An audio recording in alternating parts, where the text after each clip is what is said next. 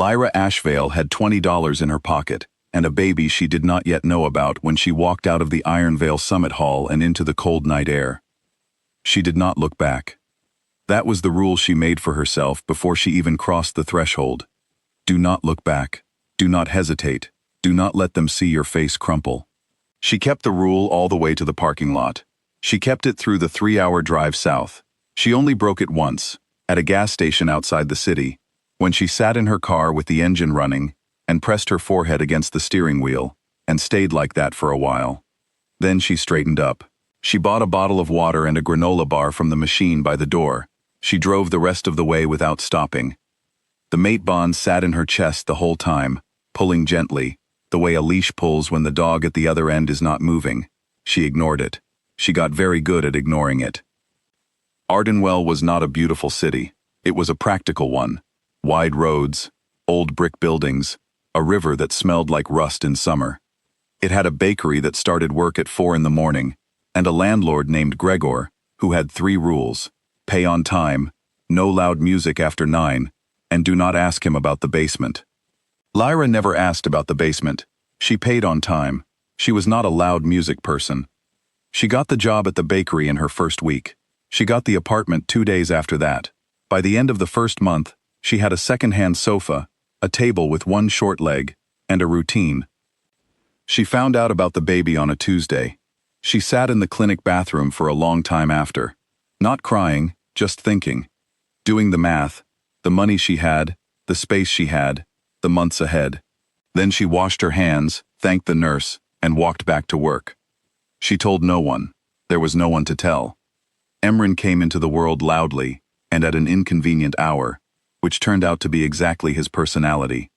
He was small and furious, and had gray eyes that were not Lyra's gray, hers were green, and he looked at her from the moment they placed him in her arms with an expression of deep personal authority, as if he had opinions about how this was going to go. She named him after her grandfather. She brought him home to the apartment with the short-legged table. She bought a second-hand crib from the shop on the corner, and a mobile with small plastic stars that played a song she did not know. She did not contact the pack. She did not contact anyone connected to Calum Drake, or the Ironvale Summit, or anything that had happened in that marble hall on a night she was slowly sanding out of her memory like a rough edge on wood. She raised her son in the city where nobody knew her name. She was good at it. Not perfect, but good. He learned to walk holding the sofa. He said his first word to the pigeons on the windowsill. He was 2 when he first tried to command the neighbor's cat, and the cat looked through him with complete indifference, and Emran found this so personally offensive that he talked about it for 3 days. He was 3 when everything changed. Calum Drake had not come to Ardenwell for her. That was important. He was Alpha King of the Northern Territories, ruler of 6 packs under 1 crown, a man with 40 people on his staff, and none of them ever idle. He was in Ardenwell because a rogue wolf situation had been bleeding across the border into human territory for 2 months, and the human authorities were beginning to ask questions that required a diplomatic answer, and Calum handled those answers personally. He was in a hardware store at 7 in the morning because one of his security detail had snapped a hinge on a transport case and needed a specific bolt, and Calum did not wait in cars. He had never been able to simply sit and wait. It was a flaw he was aware of. He did not plan to fix it. He was standing in the tool aisle, reading the back of a packaging label, with the mild interest of someone who has nothing urgent to do for 4 minutes, when the side door opened, and a woman with dark hair came in, holding a small child and a piece of broken tile in a paper bag. He did not see her face yet. He did not need to. The bond, the one he had told himself for 3 years was fading, was manageable, was not a problem, hit him like a wall. He went very still. Lyra saw him the same second he felt her. She had 3 seconds to make a decision. She used one of them to confirm it was actually him and not a trick of her tired brain. She used the second one to look at the exit and calculate the distance. She used the third one to grab Emran tighter against her hip and turn fast down the fasteners aisle and crouch behind a large display of weatherproof sealant. Emran looked at her. She put her finger to her lips. He considered this for a moment. Then, at full and enthusiastic volume, he said, "Why are we hiding, Mama?" The store was quiet. Her eyes closed. Down the aisle, she heard footsteps stop. She did not move for a moment. Then she stood up, because crouching behind sealant with her son was not a dignified position, and she had promised herself a long time ago that she would not be small in front of this man again. Calum came around the corner. He stopped. He looked at Emran. At Emran's gray eyes, exactly his eyes, looking back at him with the calm, curious confidence of a child who has not yet learned that some situations are complicated. Then he looked at Lyra. The store was very quiet. Nobody said anything for what felt like a long time. She did not explain herself in the parking lot. She was very clear about that. He had spoken the words of the old rite in that marble hall, which meant she owed him nothing.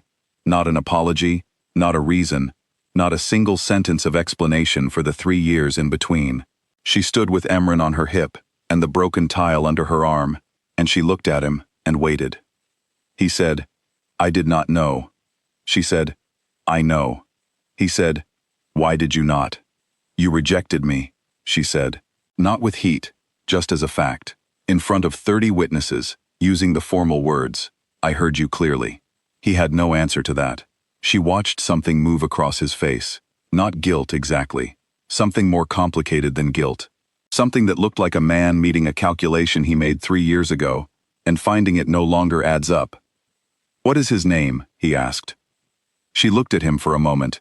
Then she said, "Emran." Calum looked at the boy. Emran looked back at him with the same gray eyes in a small face. Then Emran said, with great seriousness, "You are very tall." Something shifted in Calum's face that Lyra did not want to look at directly. He came back to Ardenwell the following week. She had not agreed to this. He had simply said he would come, and she had not said no, which was the closest thing to an agreement they arrived at in that parking lot. She told herself she allowed it for Emran's sake. Emran deserved to know his father. That was the principle, and she held on to it. He showed up on Saturday morning at 9. He was in plain clothes, dark jacket, no crown, no entourage beyond 2 quiet people who stayed outside. And Emran opened the door before Lyra could get there, and stared at him with the expression of someone who has already made a decision. "You came back," Emran said. "I said I would," Calum said. Emran stepped aside to let him in with the air of a host. He came every week after that. It was not a romantic thing. Lyra was clear in her own mind about that. He sat on her short-legged table sofa, and Emran climbed on him like he was furniture, which Calum handled with the careful, stiff attention of a man who has never held a child, and is aware on some level that he is doing it imperfectly, but refuses to put the child down. Emran had no complaints. Emran thought he was wonderful. Emran had his father's eyes and, it turned out, his father's complete lack of patience for things he considered beneath his standards, which currently included the chicken at the end of the road that had escaped its yard, and which Emran felt very strongly should be named something more serious than Gerald. "Gerald is a good name," Lyra said from the kitchen. "Gerald is undignified," Emran said. Calum, who had been present for this argument twice now, said, "We could call him Commander." Emran looked at him with deep appreciation. Lyra looked at the ceiling. The council came on a Wednesday. 5 men in good coats, polite voices, and the kind of careful language that is designed to sound reasonable, while saying something that is not. The heir had been located. The succession line was unsecured. The Alpha King could not maintain an unofficial arrangement indefinitely. The mother must be formally bonded or, and here was the word, dropped into the room like something heavy. Dismissed. Dismissed. She served them coffee. She asked them to leave when the coffee was finished. She did not speak during the visit, except to answer direct questions in as few words as possible. After they left, she washed the cups. She dried them. She put them back in the cabinet. Then she went to Emran's room, while he napped and sat in the small chair by the window, and looked at the glow-in-the-dark stars on his ceiling that she had stuck up herself last spring, slightly crooked, because she had done it alone, and she sat with the word dismissed, sitting in her chest, next to the bond that had never stopped pulling. She was so tired. Not of Emran, never of Emran. Tired of the things she carried alone, the weight of being the person who does everything herself, because there was no other option. The weight of 3 years of choosing this life over the easier thing, and now 5 men in good coats sitting in her kitchen, and using the word dismissed about her. She did not cry. She breathed steadily for a while, then she went and started dinner. Calum knocked on her door at 11 that night. She opened it, because Emran would hear the bell. He was standing in the dark in the same dark jacket. No entourage. He had driven 8 hours, she understood, directly from the capital. He looked like a man who had made a decision quickly and had not slowed down since. He said, "I dissolved the political match." She looked at him. "It was announced this evening," he said. "The council will object. They will object for some time. I do not care about that." The bond pulled. She breathed through it. "I should have—" He stopped. He looked like he was choosing words carefully, which for a man who spoke with precision for a living meant the subject was genuinely difficult. He started again. "The rejection was a calculation, a political one. I told myself it was correct. I told myself that for 3 years." He looked at her steadily. "I calculated wrong." She did not fill the silence. He said, "I would like to try." She said, "You rejected me in front of 30 witnesses, using the words of the old right. I raised your son for 3 years, in a city where nobody knew my name. I built this. I built all of it, alone." "Yes," he said. "You understand that I would like to try is not the same as something being fixed." "Yes." She looked at him for a long moment. A man who had dissolved a political alliance and driven through the night, and was standing on her doorstep asking her for something, and who did not, for once, look like a king, just a person in the dark asking. She did not say yes. She said, "Come back tomorrow." Emran makes pancakes on Saturdays. He is very bad at it. It matters to him enormously. She closed the door. She stood in the dark with her back against it for a while, until her hands stopped doing what they were doing, until her breathing was even. Then she went to bed. He came back Saturday. He ate the pancakes, which were flat and slightly burned on one side and shaped like nothing recognizable. He told Emran they were excellent. Emran received this information with the satisfaction of someone who already knew. Calum looked at Lyra over the top of Emran's head, and she looked back at him, and there was something between them that she did not name yet. It was not fast. It was not a single moment. It was him fixing the cracked tile she had been meaning to fix for 2 months. It was a second key, offered on a Saturday, quietly, without ceremony.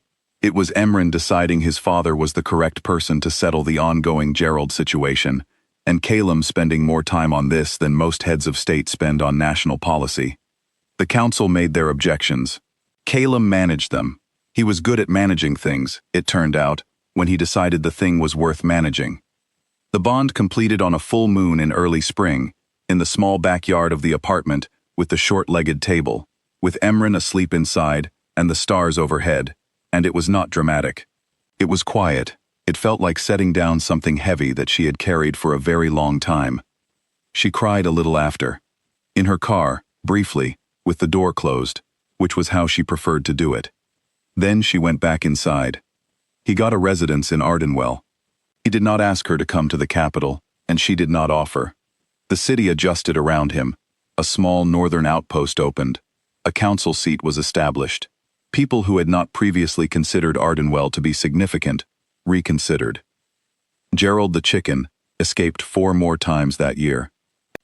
On the 5th escape, it was Calum who went to retrieve him. Walking down the road in the early evening, with Emran on his shoulders pointing directions, and Lyra watched from the doorway, with her coffee going cold in her hand, and something warm and unhurried in her chest. Emran found Gerald behind the garden wall, and reported this with triumph. Calum looked at the chicken. The chicken looked back at him. "Gerald," Calum said, with the deep exhaustion of a man who has said this before, and will say it again, "this has to stop." Gerald said nothing. Lyra did not say anything either. She went inside and topped up her coffee and started dinner, and listened to the sound of her son's voice carrying down the road, instructing his father on the correct method for catching a chicken, loud and happy, and absolutely certain he knew best. She smiled at the window above the sink. She didn't have to say why.